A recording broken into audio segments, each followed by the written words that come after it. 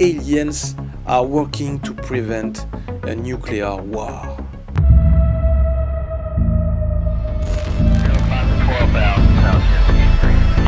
Section 51. Section 51.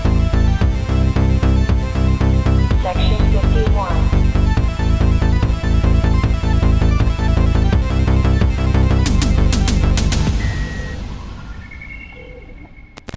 Hi everyone, what's up? I am GH aka DOZgeek, back with Section 51 with you. Yes, today let me tell you about some strange theory, a very bizarre theory claiming aliens could be sabotaging nuclear weapons on Earth. And please always keep in mind that we have to stay very objective on all these questions, because there is a lot of theories. Some are completely bullshit, whereas some other ones deserve particular emphasis. Of course, I can understand the voice of some journalists who often claim that it's all about conspiracy theorists and irrational stories. Conspiracy terrorists! And personally, I'm sometimes divided between the truth and what I would like to be true. I used to look for real facts. I need to see with my own eyes. I need to have solid evidences. Moreover, I would say that it doesn't help when some journalists completely fly over the issue and do nothing but mocking ufologists or people who had strange experiments by considering them as conspiracy theorists without serious demonstration. I think it's a very restrictive thought. I have to say that I respect both journalists and ufologists. I also respect the work of scientists. In fact, I think that I respect the real work, real investigation. There are a number of questions that can be asked even if they do remain questions at this stage. So in that case, don't talk me about conspiracy theorists because it would be missing the main question. What concerns me are the many testimonies of former military officers like, for example, Robert Salas or Bruce Fenstermacher, or astronauts reporting the same thing.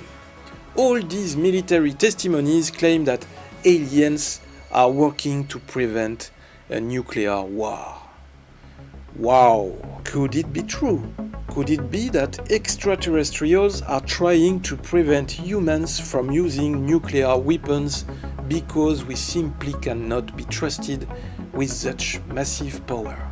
I think that's legit when we look at the policies that are being pursued today by our world leaders. After all, I'd rather be saved by aliens than die in a nuclear war. Not you? A former US Air Force Lieutenant, Bob Jacob, was interviewed on this topic on CNN's Larry King live show several years ago. Bob Jacob claimed his seniors warned him to stay mum after they've witnessed a UFO at Vandenberg Air Force Base, California. Vandenberg Air Force Base is a Department of Defense space and missile testing base with a mission of placing satellites into polar orbit from the west coast using expendable boosters like Pegasus, Taurus, Minotaur, Atlas V and Delta IV, and reusable boosters. In addition to its military mission, the base also leases launch pad facilities to SpaceX. Right after Bob Jacob witnessed the UFO, he was told, "You are never to speak of this again." Bob had been the first officer awarded with an insignia for guided missiles in the Air Force.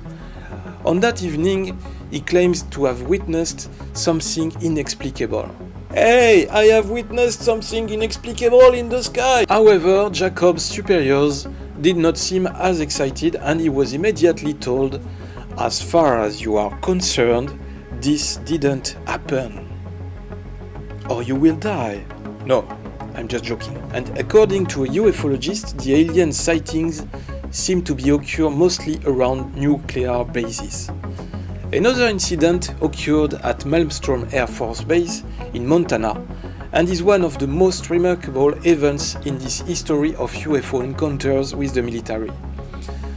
This occurred in March of 1967 at a base that was responsible for a large amount of nuclear weapons. Witnesses here saw a red glowing UFO hovering just outside the front gate.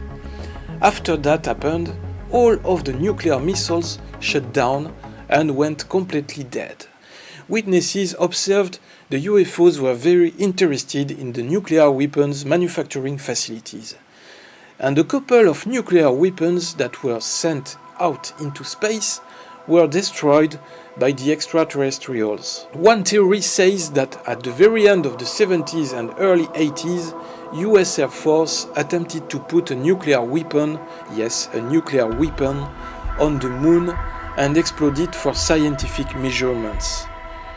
UFOs are suspected of having destroyed the weapon before it got to the moon. Another disturbing testimony. In an interview with The Mirror in August 2015, NASA's former Apollo 14 astronaut Edgar Mitchell said that aliens came to Earth to prevent a nuclear war between the US and the Soviet Union during the Cold War. It is known that Edgar Mitchell was spiritually transformed by his journey to the moon in 1971, and he devoted much of the rest of his life to exploring esoteric realms of science, psychic phenomena, and the existence of extraterrestrial beings. He was the lunar module pilot aboard Apollo 14, which took off from Cape Kennedy on the 31st of January 1971. In the interview, Edgar Mitchell references the famous White Sands Missile Range facility in New Mexico, where the world's first atomic bomb, Trinity, was tested on July the 16th of 1945. White Sands was a testing ground for atomic weapons, and that's what the extraterrestrials were interested in, he said. He also said that they wanted to know about our military capabilities, and his own experience talking to people has made it clear the ETs had been attempting to keep us from going to war and help create peace on Earth. Yes, peace on Earth. He also went on to say that unnamed Air Force officers had told him their missiles were frequently disabled or shot down by UFOs flying overhead. Whereas UFO expert Nigel Watson, author of the UFO Investigations Manual, keeps saying that it's just another case of UFO fantasy and speculation, let's give Mitchell a bit of credit too, and talk about some actual science. Mitchell was, after all, the sixth man on the moon and the lunar module pilot on the Apollo 14 mission. This was the 8th manned mission of the Apollo program and the 3rd to land on the lunar surface. Mitchell, together with his commander Alan Shepard, spent more than 30 hours on the surface, during which time they collected 45 kilograms of lunar samples and performed various scientific activities. Shepard also famously hit a golf ball during this mission, while Mitchell himself threw a lunar scoop handle like a javelin. Mitchell used the camera to record some of their exploits, among them a striking image of Shepard alongside an American flag. He said in 1974 that the experience he had on the flight was akin to a religious experience. It was euphoric, one of those rare moments in life when you seemed to be able to reach out and touch the universe, when you had an intuitive flash about the real meaning of truth. Touch the screen, touch the universe. More recently, some US researchers tried to study the global belief that there would be more UFO sightings reported around nuclear power plants. The study concerned the USA. At first glance, UFO sightings looked kinda correlated by eye with nuclear reactors. However, UFO sightings seem to trace major cities, so they suspected that both nuclear reactors and UFO sightings just follow population density. To explore this possibly confounding variable, they found a database of US population density.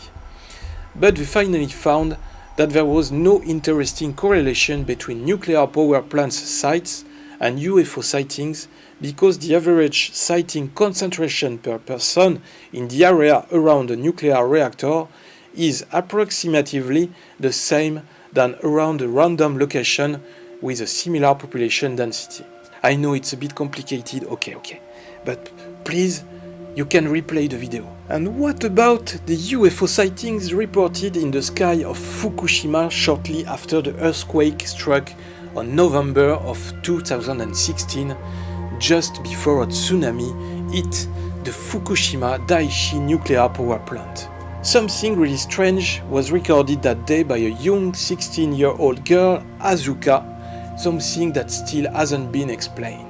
She first thought it was a meteorite blazing across the Fukushima sky, but after watching it, she changed her mind. Actually, the inclination of the radius of light and the slow speed makes rather think of UFO and aliens, maybe surveying the area out of concern or checking to see if the earthquake had an effect on the nuclear plant. The reports indicated that the cooling system of the third reactor at the Fukushima nuclear power plant shut down immediately after the quake, but was brought back into operation 90 minutes later. No meltdown or any other types of nuclear problems occurred, but the Nuclear Regulatory Agency said that the exact cause of the shutdown was still unknown.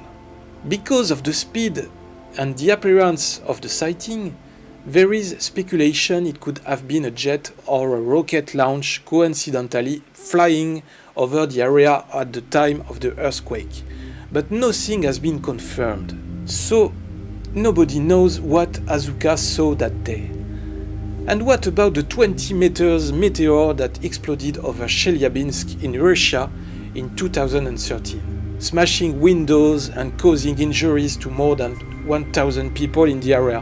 When we take a closer look at the video, we can see that there is an object crashing into the rock from outer space. People who inspected the video said you can see how an object caught the meteorite, adding a much smaller one, and it flies into it, and the meteorite explodes and falls. Several videos from different angles lead to believe that something has blown up the meteorite. In 1908, a similar incident took place when a small asteroid exploded over Siberia's Tunguska, which ruined woodlands across 800 miles. Some Russian ufologists also believe aliens saved the world in that event too. Yuri Lavbin, who heads the Tunguska Space Phenomenon Public Organization, even said that in both cases there were two objects, and the UFO knocked down the second object. So again, so many informations, so many events, and so many questions that lead to other questions. That's always the same thing. After all, why aliens would use interstellar travel to come all the way to Earth and disable a few missiles here and there, or destroy huge meteorite rather than, I don't know, making contact or something, is up for debate, I guess. But on the other hand, why respected US Air Force officers and famous astronauts would risk their careers and reputations by revealing some of these encounters? Who can we trust? Where is the truth? All this is really intriguing. Is it a secret well kept by military forces? Or are we completely powerless in the face of these events? Perhaps in the end, the truth is out there. Maybe some of you will have the answer in the comments. So guys, thanks so much for watching again this new video. Thumbs up if you liked it. As usual, tell us what you think. I'm very curious. I wish you a happy new year. I hope 2019 will give you lots of videos on Section 51's channel. Big kisses. Mwah. Take care of you. We'll be back really soon. Open your eyes. Watch the sky. Live long and prosper.